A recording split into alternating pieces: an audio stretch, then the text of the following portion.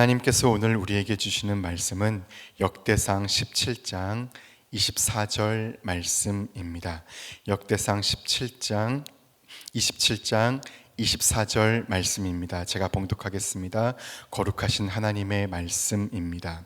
수르야의 아들 요압이 조사하기를 시작하고 끝내지도 못해서 그 일로 말미암아 진노가 이스라엘에게 임한지라 그 수요를 다윗 왕의 역대지략에 기록하지 아니하였더라. 아멘. 오늘 동네 샘해줄 성경 본문 역대상 27장 1절부터 15절에서는 이스라엘 군 지도자들의 이름이 나오고 16절부터 22절까지에서는 이스라엘 12지파의 지도자들이 기록되었습니다. 그렇게 이스라엘 지도자들을 기록한 역대기 저자이신 주님께서는 독자들에게 끝으로 이스라엘의 지도자 다윗의 인구조사 사건을 상기시키고 계십니다.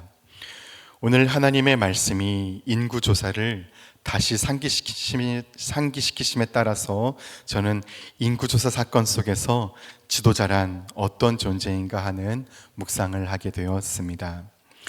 다윗이 인구조사를 요압에게 지시할 때 요압은 조심스럽게 왕에게 진언했습니다. 백성이 늘어나는 것은 하나님께 속한 일이지 왕의 업적이 아니라고 말한 것입니다. 그러나 욕망이란 언제나 영혼의 눈을 멀게 하는 법입니다. 이미 욕망으로 어두워진 다윗은 요압의 말을 알아듣지 못합니다. 다윗은 역정을 내면서 거듭 인구조사를 하라고 강행시켰습니다. 욕망에 사로잡히면 이미 영혼의 추락은 시작된 것입니다. 다윗은 백성들의 수요가 늘어난 것을 확인함으로써 자기의 정치적 업적을 가시적으로 드러내고픈 욕망에 사로잡힌 것입니다. 그것은 하나님께 돌려야 할 영광을 가로채는 일이 되는 것입니다. 우리가 누리고 살아가는 것들 중에서 나로부터 창조된 것이 무엇이 있겠습니까? 모두 은혜로 주어진 것뿐입니다. 생명부터가 그렇습니다. 하나님의 사랑이 아니면 우린 존재할 수 없습니다. 인구조사로 인해 진노의 전염병이 이스라엘에게 임했습니다. 선장이 항로를 잘못 잡으면 배에 탄 사람들 전체가 위험에 빠질 수밖에 없듯이 지도자란 국민 전체에 영향을 줄 수밖에 없는 존재입니다. 전염병이 창궐하자 다윗은 굵은 배를 입고 얼굴을 땅에 대고 엎드려 간구합니다. 명령하여 백성을 계수한 자가 제가 아닙니까? 범죄하고 악을 행한 자는 곧 저입니다. 이 백성은 양떼일 뿐입니다. 그들에게는 아무런 죄가 없습니다. 청합니다. 나의 하나님 여호와여, 주의 백성에게 재앙을 내리지 마시고 저와 제 아버지 집을 치시옵소서 간구합니다. 저는 다윗의 지도자다움을 여기서 봅니다. 그는 잘못을 저질렀지만 자기의 죄를 시인할 뿐 아니라 아파하고 국민을 대신하여 자신을 처벌해달라고 간청했습니다. 자기의 잘못된 행동이 낳은 이 비극적 사태에 대해 진심으로 마음 아파하는 것, 자기의 죄 때문에 국민이 겪는 고통을 보면서 자신이 대신 아프게 해달라는 이런 마음, 그 마음이 지도자의 마음이 아니겠습니까? 다윗의 그런 모습을 묵상하면서 우리는 자연히 우리 시선을 우리 사회로 가져오게 됩니다. 우리는 새로운 정부의 출범을, 새 지도자의 선출을 앞에 두고 있습니다. 우리는 지도자가, 정치인이 완벽하기를 요구하는 것이 아닙니다. 정치적 결정에 있어서, 정책의 행정력에 있어서 완전하기를 기대하지 않습니다. 다만 국민을 위해서 최선을 다해주기를 바라는 것입니다. 그러다가 잘못하면 자신의 잘못을 정직하게 시인하는 지도자, 하늘과 역사 앞에 그리고 국민 앞에서 진정한 용서를 구하는 지도자를 보고 싶은 것입니다. 제 책임입니다. 제 잘못입니다. 제 탓입니다. 제가 책임지겠습니다. 민 한 사람을 주인으로 소중히 여기는 지도자, 민의 고통을 진정 자신이 대신 아파하는 지도자, 그런 지도자를 우리는 바랍니다. 우리의 정치, 사회, 문화, 교육, 종교가 분명히 너무나도 잘못되어 가는데도 제 책임입니다. 제 탓입니다. 제가 빛이 아니었습니다 하면서 애통하는, 하나님과 역사 앞에, 국민 앞에서 엎드리는 지도자를 볼 수가 없었습니다. 오늘날 우리 사회에 창궐하고 있는 이 무책임, 책임 전가의 전염병이 보이십니까? 이 땅에 휘몰아치고 있는 이 전염병에 국민들이 아파하고 분열되어 갈라져 있습니다. 도대체 이 전염병이 언제까지 지속될지 알 수가 없습니다. 이스라엘 사람들이 바벨론 포로 기간에 얻은 가장 값진 노래는 고난받는 종의 노래가 아니겠습니까? 다른 사람들의 허물과 죄악을 대신 짊어지는 종, 세상의 고통과 슬픔을 자신의 가슴으로 받아들여 끌어안고 정화시키는 종, 그렇게 세상을 책임지는 종이 절실한 시대입니다. 다윗 같은 지도자가 우리에게 필요합니다. 자기 죄를 통회하며 시인하는, 진정 죄를 아파하는 지도자, 책임적 존재로서 국민의 아픔을 대신 짊어지는 지도자 말입니다. 시몬느 베이유라는 프랑스의 선생이 있습니다. 나치가 프랑스를 점령해 왔습니다. 점령당한 나라 프랑스에 시몬느 베이유가 있습니다. 저들이 쳐들어온 것인데, 그러면 저들이 나치가 나쁘다고 말해야 하지 않겠습니까? 그런데 베이유는 이 사태의 책임은 바로 나에게 있다. 내가 책임을 져야 한다. 내가 이 시대의 빛으로서, 모든 민족을 제자 삼는 민족적 스승으로서 이 사태는 나에게 책임이 있다. 진짜 범인은 나다 했습니다. 그녀는 시대의 죄를 책임지는 마음으로 굶기 시작했고, 그 끝은 우리를 슬프게 했습니다. 예수께서도 이 땅에 오셨을 때 책임지는 존재로 존재하셨습니다. 이방인에게, 세상에게 책임을 묻지 않으셨습니다. 이방의 빛, 하나님의 성전으로 직행하셔서 강도의 구렬이 되어버린 하나님의 성전을, 타락한 성전을 당신의 죄인 양 끌어안고 책임지셨습니다. 십자가입니다. 부활하신 주님은 우리를 다시 하나님의 성전으로, 세상의 희망 교회로 부르셨습니다. 이 세계를 썩지 않게 하는 소금, 어둠을 물리치는 빛인 여러분, 우리가 본질적으로 해야 하는 일은 하나님을 사랑하고 그와 같으니 사람을 사랑하는 일입니다. 그것이 하나님의 말씀이요 십계명입니다. 그것이 하나님의 형상인 우리의 본질적인 일 아니겠습니까? 그것을 할 수 없게 만드는 것, 그것이 우상입니다. 그런데 눈을 뜨고 이 사회를 바라보십시오. 사람이 사람을 사랑해야 하는데, 지극히 작은 소자를 사랑해야 하는데, 그것이 바로 주님을 사랑하는 일인데, 마지막 심판이 거기에 달려있다고 말씀하셨지만 사람들이 헛된 것들을 사랑하고 있습니다.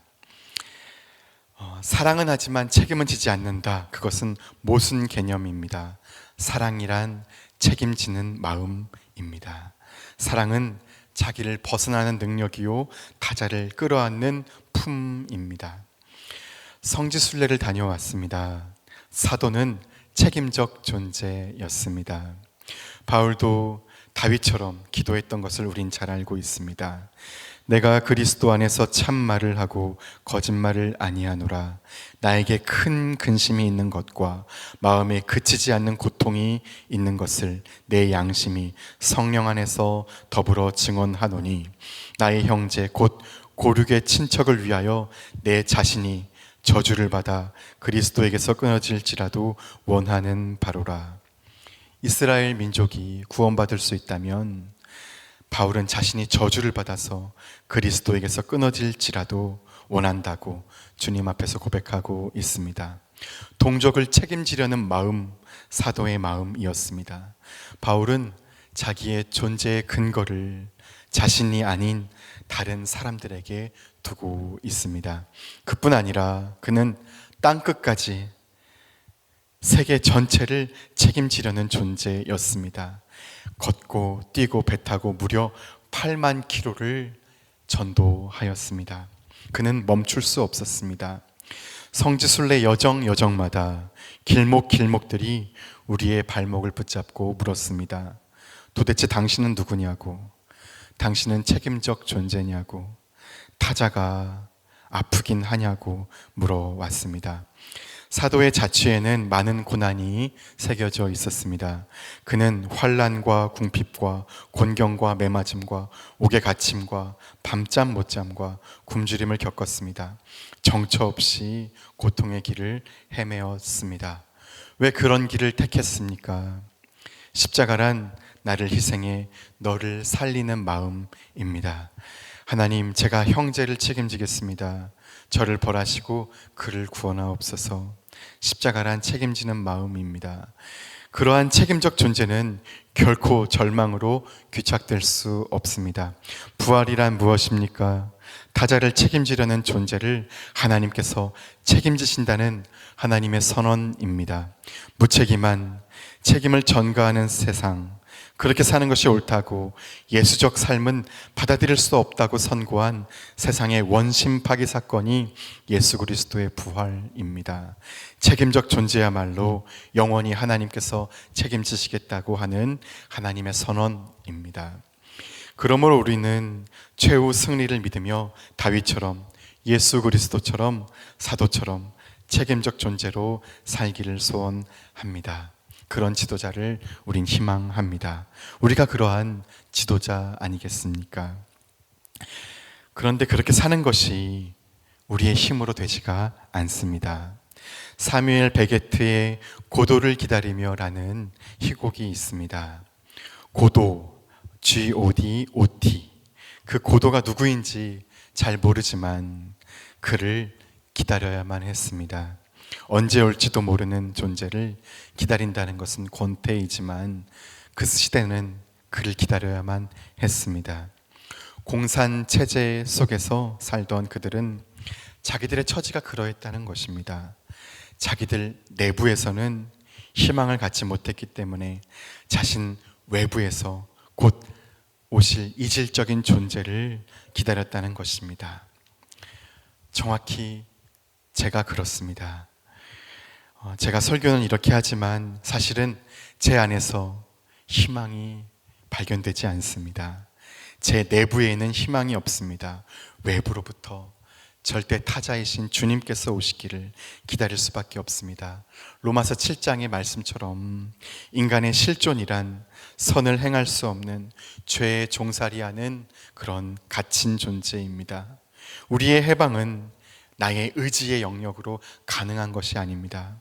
부디 주님께서 오셔서 죄에 대하여 아파할 수 있게 하시기를, 그리고 책임적 존재로서 십자가의 길을 갈 수 있게 하시기를 간절히 소원합니다. 함께 기도하시겠습니다. 주님, 죄를 아파할 수도, 언제부턴가 죄를 아파하는 능력까지도 참으로 없어졌습니다. 책임적 존재로 살 능력도 없습니다. 우리 안에 희망을 못 보겠습니다. 거룩하신 주님, 오셔서 회개시켜 주시고 죄를 아파하는 마음, 그 십자가의 마음을 주시옵소서. 타자를 책임지려는 사랑의 마음, 그 마음으로 살게 하여 주시옵소서.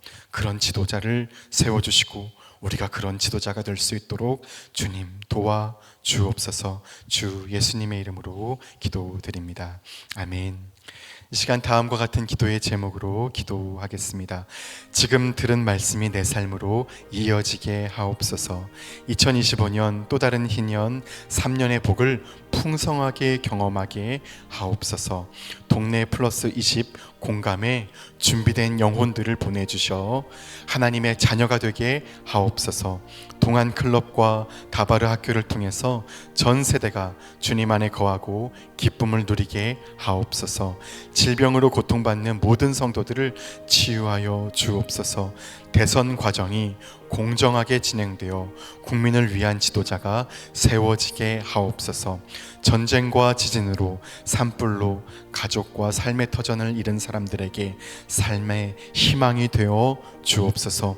공동 기도문의 기도 제목과 각자의 기도 제목을 따라 기도하시다가 삶의 자리로 나아가시겠습니다. 기도하겠습니다. 하나님 아버지 감사합니다.